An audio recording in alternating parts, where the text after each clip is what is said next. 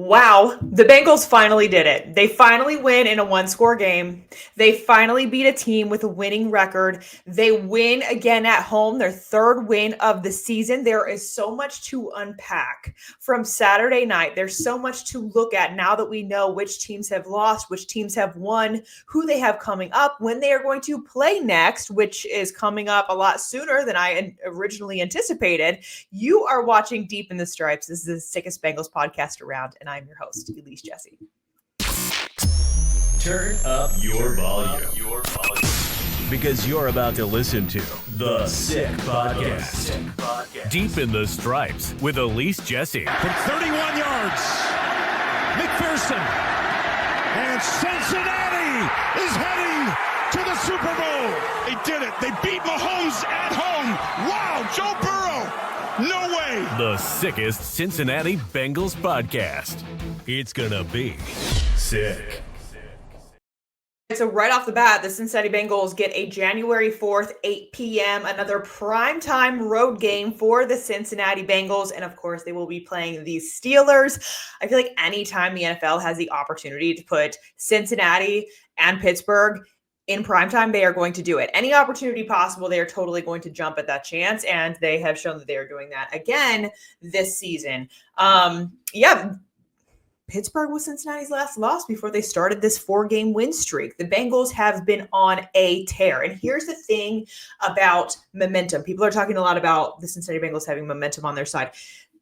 We're talking a red hot team right now. They have won 3 straight. What were they, 4-8 before they went on this run? I mean, they could have packed it in. They could have been booking their flights to Cancun early, and they didn't do that. They kept fighting. They kept following Joe Burrow. And now they are riding a 4-game win streak. They are hot at just the right time. In my opinion, would you rather, you'd rather have a team that is healthy and red hot all season long, but that's just not feasible within this league. But if I'm going to choose a time for a team to be hot, it is at the end of the season with the playoffs on the line, November and December football, with reasons to be playing the games. You're not sitting there like, oh, they have nothing to play for. No reason to watch this game. No reason to go to the game. No reason to really root outside of maybe fantasy football reasons. That's about it. So the Bengals have a lot more to play for.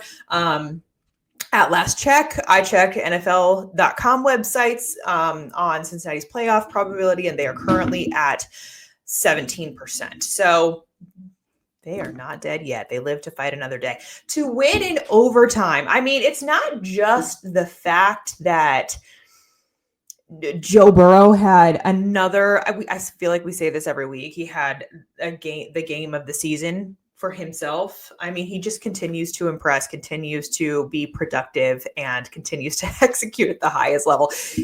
Is he not the best player in the NFL right now? I don't know if that's not even an arguable point in my opinion. We won't even get into MVP conversations because there's so many different opinions on that. And I know people only want to see someone win MVP on a winning team or a big time team. I think Joe Burrow is the most valuable player in the NFL at the moment. He is the reason why people are glued to their TV during the time slots in which he is dressed in uniform. He draws the eyes. He is valuable. He is winning this team. He's essentially carrying this team on his back. He's fun to watch, man. He makes the most incredible throws. People cannot keep their eyes off him when he is on the field. Just incredible. 39 of 49 on Saturday, 412 yards, threw 3 touchdowns, and then ran for one of his own.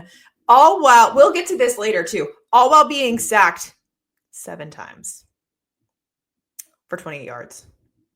Goodness, he is 359 yards away from reaching 5,000 passing yards. He's hit 42 passing touchdowns to 8 interceptions. That is crazy work by Joe Burrow. I mean, it's just like wild to watch him have such a productive, healthy season. Yes, everyone's going to be banged up at this point in the season, but he is healthy enough to be out there making the plays that he is playing, and that's just wild.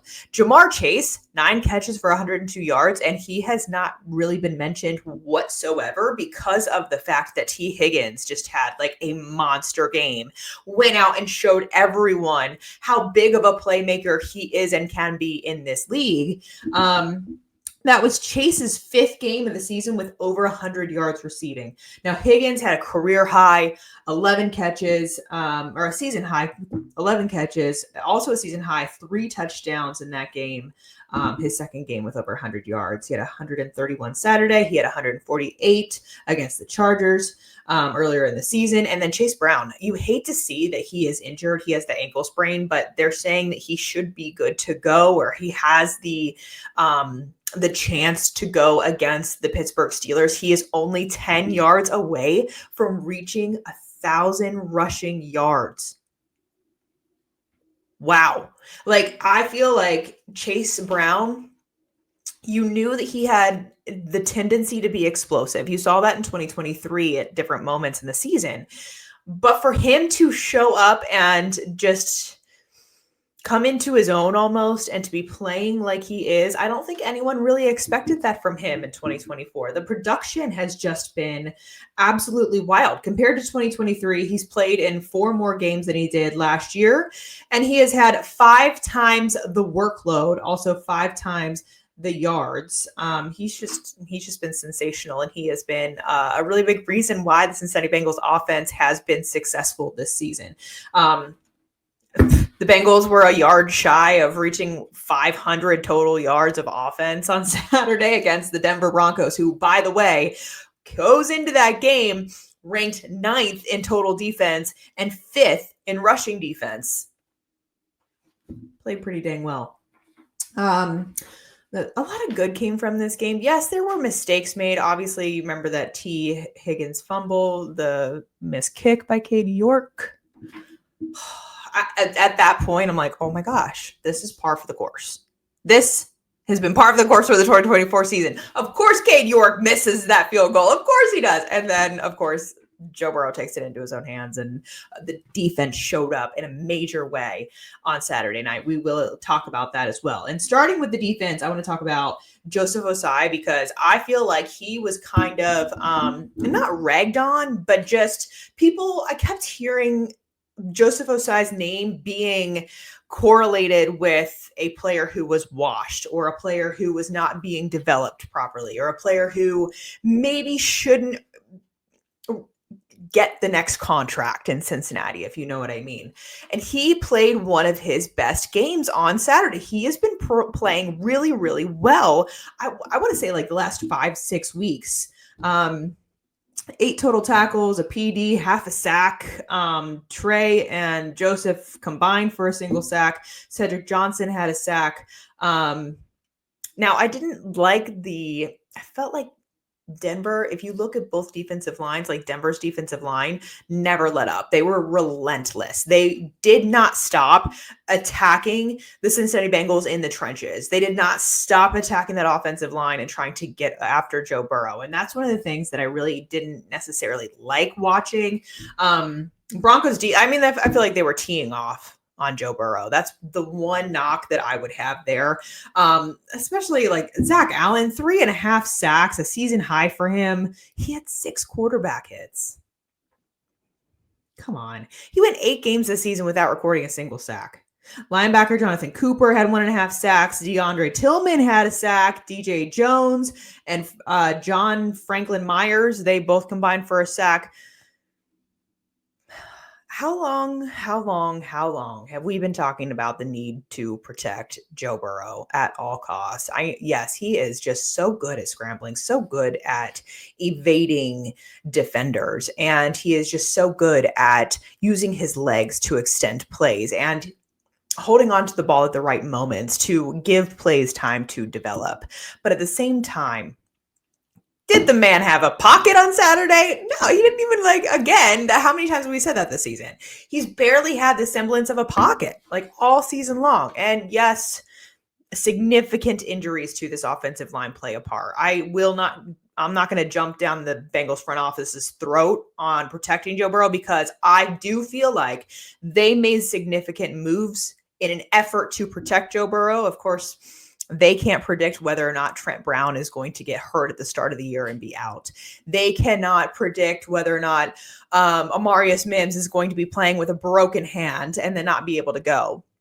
They cannot predict whether or not Orlando Brown Jr. is going to miss significant time dealing with a serious leg injury. They just can't predict that. All of those guys were expected. You were looking at, just the height and the size of all these guys. At the start of the year, I remember everyone was like, oh my gosh, it's going to be an epic year for Joe Burrow, because he's going to be essentially throwing over a giant human wall all season long. And then it just didn't pan out for them. So give him a little bit of break on that. Yes, I would like to see a little bit more protection, but also you've got it's kind of like a patchwork offensive line at this point in the season going into week 18. Chatting about Cam Taylor-Britt for a second, because y'all remember I refused to jump on this. I refused to jump on this train of trashing Cam Taylor-Britt for good reason. I speak from my experience of being around a locker room and being around players for over 10 years. And you can absolutely sense when a player is just going through a lull, and you can sense when a player is able to pull themselves out of it or not. Cam Taylor-Britt has been ragged on all season long. I didn't jump on that train because Cam Taylor-Britt is absolutely one of those players who will go out and take pride in making your average Joe, your average Josephina look like as sharp as marbles, essentially, with the way that he is going to come back and play. He had a quiet game against Dallas, but ever since then, he had an interception against Tennessee, and his stats have been rising in the stat sheet. He led the defense in total tackles on Saturday. I mean, he's not going away. He's not being quiet. Yes, he has gotten burned, but I wrote an article maybe 3 weeks ago. I was talking to his position coach, Chuck Burks. And Chuck Burks was essentially saying that comes with the territory of playing one of the hardest positions on the field. Cornerback is one of the toughest. And everyone sees when you get burned. Everyone sees if you let a play happen. Everyone sees when you make a great play or a poor play. And I got the sense from that conversation with Chuck that dude would go to war for Cam Taylor-Britt. Like, I totally got that sense from him. And so I was just kind of like, yeah, I'm not going to venture towards trashing Cam Taylor-Britt. That just doesn't seem like a good idea to do. So Cam Taylor-Britt, obviously, kudos to him. He continues to just play through the lull that he was going through. Whatever he was dealing with, he seems like he is starting to pull himself out of it, which is really great, I think, moving into 2025 as well. Also, Jermaine Pratt with the key interception and underneath coverage. That was huge. I also liked seeing this Bengals team with low penalties. They only had 3 for 15 yards. 2 huge, massive defensive stops in overtime for the Cincinnati Bengals defense. Oh my gosh. I know you were thinking the same thing I was, because in weeks past, at the start of the season, the Cincinnati Bengals defense was crumbling in a lot of these moments. You didn't see that from this team on Saturday. In weeks, you just didn't see it. Like, they were not going to let the Denver Broncos score. They forced 2 3-and-outs. That is big time. I think that says a lot about this team. I think it says a lot about this coaching staff. I think that if there was a big narrative going around that Lou Anarumo did not have a handle on this defense, on the players, he was not connecting with them, or what he was saying was not translating to the players. And from Saturday night's game, I do not agree with that. I should say, I don't agree with the idea, the notion that Lou Anarumo has lost his position within the defense as somebody that the players respect and look to. I've definitely heard about Lou Anarumo simplifying the defense, simplifying those calls. I think that has gone a long way. And I think that it's really important. It is a sign of whether or not you are a good coach or not. You want to run the stuff you want to run, yes, but if you are noticing that it is just not working with the current group of talent that you have, to pivot and to make changes and to set your ego down and to implement plays that you know your talent can execute effectively, I think that says a lot about you. So you have to give Lou Anarumo a little bit of credit there, because he has taken so much flack this season, including from me. Like, I was like, what kind of trash am I watching? Like, I was so over it. You knew I was over it. I gave him a lot of flack, and I also need to give him credit where it's due. I think another person that we have to give credit to is Zac Taylor. Don't come at me. Don't throw the haymakers. I know you don't want to hear it. I know you don't want to hear it. How much of this latest surge 4-game win streak, how much of that is Joe Burrow and how much of that is Zac Taylor? I think that the fact that Joe Burrow does like and respect and have a good rapport with Zac Taylor, I think that says a lot. I think obviously everyone is going to follow Joe Burrow no matter what. And the fact that Joe Burrow respects and listens to Zac Taylor, I think that has an effect on the rest of the team. T. Higgins told me a couple of weeks ago that this has been one of the most transformative years of Joe Burrow's career, and that he is really coming into his own as a leader, as a vocal leader. He said Joe has never spoken up as much as he has this season. And I think that you are starting to see the effects of that. It's a ripple effect with that. And I think that Joe Burrow has understood that. He has taken note, and he's like, yep, I will be what my team needs in order for Cincinnati to be successful. He is putting his team, he is fighting back after starting the year 0-3. He is fighting back to give his squad a chance at the playoffs. And for players and a lot of coaches, a chance at the playoffs means a chance for extra money. Yes. Extra money. Would anyone ever turn down extra money? No. Including players who make millions of dollars. They wouldn't do it either because they're smart.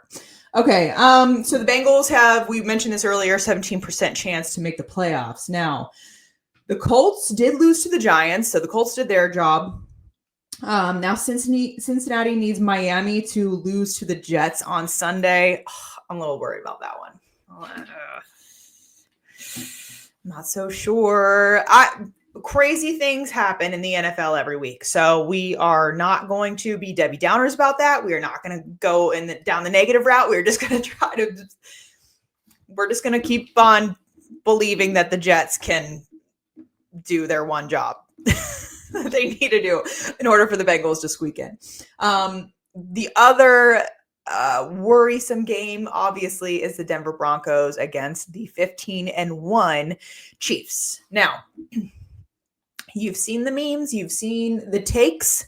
The Chiefs are supposedly planning on resting their starters, including Patrick Mahomes, who is trying to nurse and deal with a little injury. The Chiefs have played 3 games in 11 days, so it wouldn't surprise me if they sat all of their starters. They've already clinched. They already know they're going to the playoffs. Like, you want all of your healthy starters to go into the playoffs, which matters much more than a Week 18 game against the Broncos.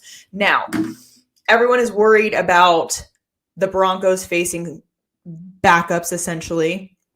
The way I look at it is I think that Andy Reid and his staff is extremely talented at identifying really good football players. And I don't think that they would keep a guy like Carson Wentz on their squad unless they felt like he had the ability to win them games. He is a veteran in the league for 9 years. And I think when it comes down to it, veteran experience is extremely valuable. So it's a 9-year veteran against a talented rookie quarterback. That's how I am looking at it.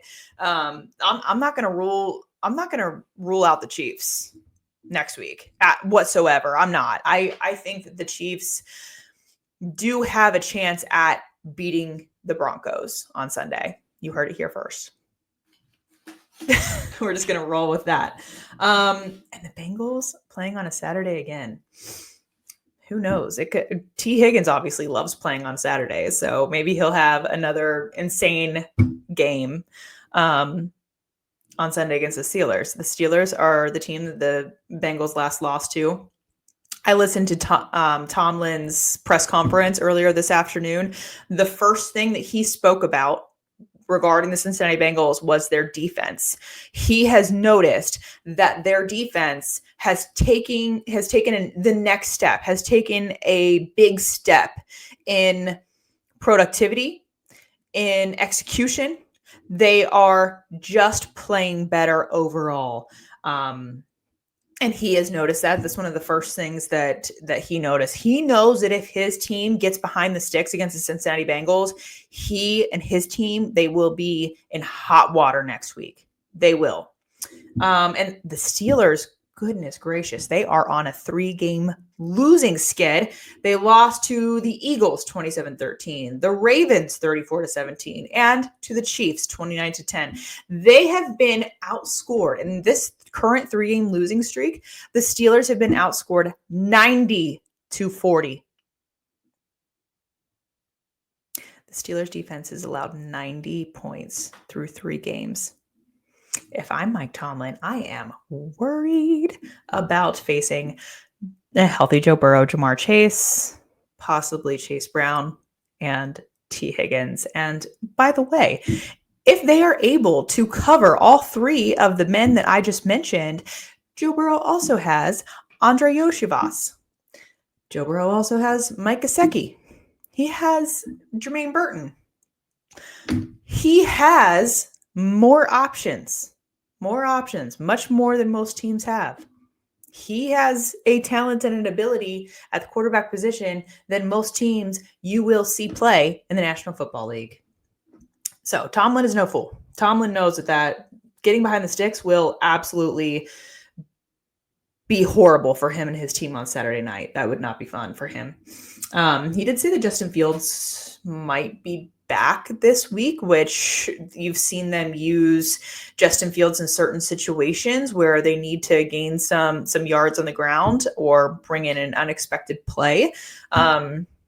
Last game against the Bengals, Russell Wilson had a career day, which against Cincinnati's defense. So you would hope that Cincinnati's defense is rewatching that and plans to rectify that situation and just get a little bit of revenge on the Pittsburgh Steelers.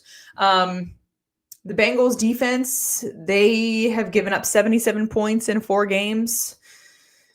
Not terrible. They're going to have to keep the Steelers from scoring like they did. I mean, you cannot allow the Steelers, Russell Wilson and the Steelers, what did they score? 44 points last game? Like, that is crazy.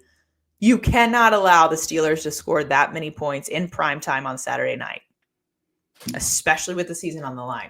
Now, I have a lot more trust in Cincinnati's defense right now than I did at the start of November, than I did in October, September.